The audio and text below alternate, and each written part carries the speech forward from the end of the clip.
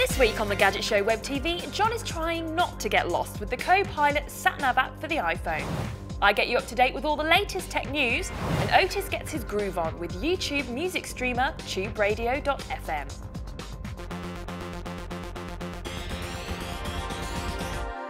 Hello and welcome to this week's edition of Web TV. First up, John's been driving around with the help of the Co-Pilot Live iPhone app, but does it match up to the TomTom app that was featured on last Monday's show? John puts the two head-to-head to find out.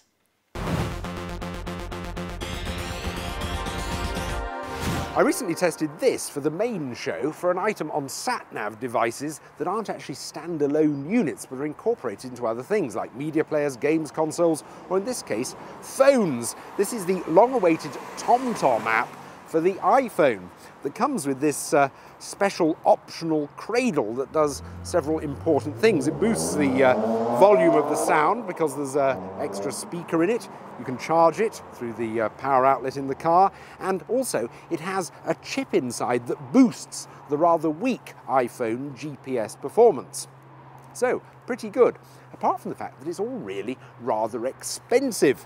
The actual cradle costs a staggering £100, and the app itself is £60 for UK and Ireland mapping and 80 quid if you want the whole of Western Europe. So, not surprisingly, while I was testing it, the question I found people were asking was, is it any better than the Co-Pilot Live application for the iPhone, which is considerably cheaper, £27 for the UK and Ireland, £50 if you want the whole of Europe, and it doesn't claim to need an extra cradle to use it to full effect. Well, I thought I'd try them both against each other. Now I'm going to use the TomTom cradle for them both, but the Co-Pilot will just be using the iPhone's GPS. Switch it on, and the first thing you notice is it's a much more complex interface than the TomToms. Things tend to require one or two more screen prods, but it is much more customizable. I mean, you can customize things like how far in advance you get your speed camera alerts, how far in advance you get your instructions to turn. You can choose whether you have the points of interest on the screen all the time or only when you come to a halt. And once you're on the move, you find you can scroll around on the map near where you are to see what's there, which is more than you can with the TomTom. Just ahead, turn right. Now obviously this application isn't receiving the GPS assistance that the TomTom application does, and you do notice that. Having said that, the actual positioning seems fairly accurate. You don't find yourself in a field alongside the motorway or in a housing estate alongside an A road.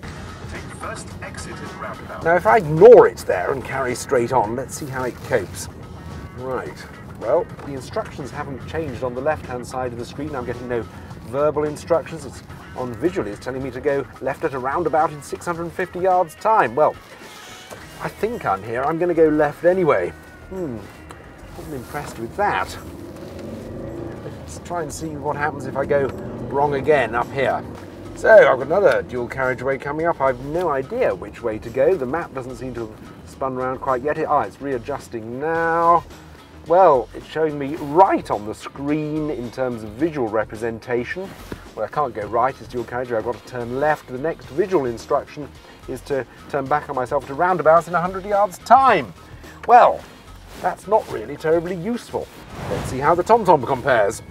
After 200 yards, go left on the roundabout, first exit. I'm going to go wrong again.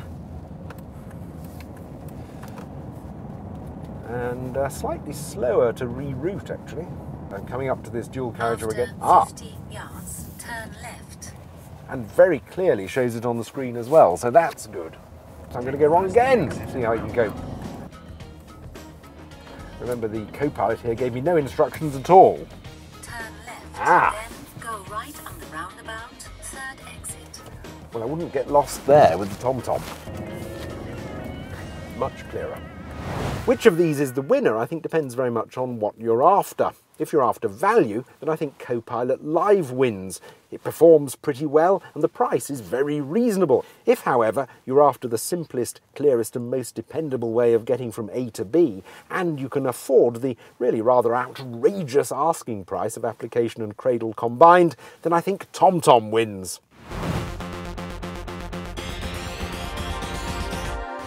Now it's time time for the news. And for those of you who have felt left out that the Spotify app is only available on the iPhone and G1 handsets, well, there's good news, as it's just been announced that the Spotify app will now be available on the Symbian platform, offering the service to a large array of Nokia, Sony Ericsson and Samsung handsets. The service, like the G1 and iPhone app, allows you to stream an unlimited amount of music to your mobile phone as long as you have a premium account with Spotify. You'll also need a fixed data plan which allows you unlimited Wi-Fi and 3G internet access. There are currently 21 Nokia handsets compatible with the Spotify app, and other handsets that can now access the service include Sony Ericsson's Satio and two Samsung devices, the GT i7110 and the i8910 Omnia HD. Right, the dust hasn't even settled on Windows 7 yet, but already rumours are starting to circulate about the release of Windows 8.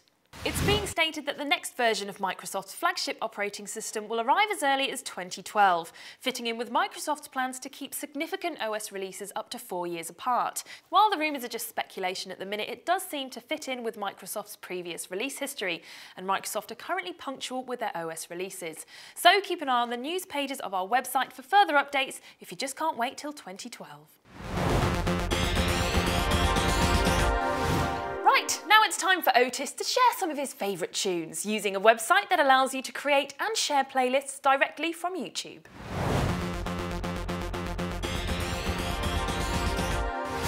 I think I have found, believe it or not, Spotify's Slayer. Yes, I know a lot of you out there love everything about Spotify, especially since lately it's now in the form of an app that you can take with your iPhones and travel anywhere you want with it. But hear me out on this one. I found something called tuberadio.fm, and essentially it's a jukebox, but it's a video jukebox. So any video that you're looking for, any song that you want to hear and put into your own playlist, you can find on here. It's backed by the power of YouTube, and of course YouTube has permissions from record companies, so you're not breaking any laws by using this. You don't have to download any software, it's all browser based. You can create your own playlists, you can share these playlists, and as well as getting the tracks, you also get the video to go with it, which you're able to click and go large. So for instance, say you've got a party going on, you can have the videos playing in your TV while you're listening to the music. How cool is that? I've created a playlist which I know you'll be impressed with. I've called it Songs for Killer Dance Floor Face-Offs. Okay, so obviously I wanted songs that really make you wanna just dance, you know? And really throw down all your favorite shapes, your best shapes. Turn off the lights and I'll So I've put Ice Ice Baby by Vanilla Ice, which is, you know, a classic.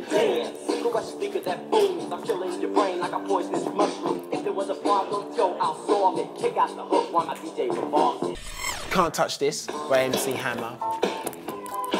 Can't touch this. Can't touch this. I'll sit here. Yeah. Yeah. All these videos at my disposal. It comes up in a little window down there. Yes. So it's got any video? Any video that YouTube has. What about Wigfield? Golden oldie. There. Yes, top one. There you go. How's the dance go? Yeah.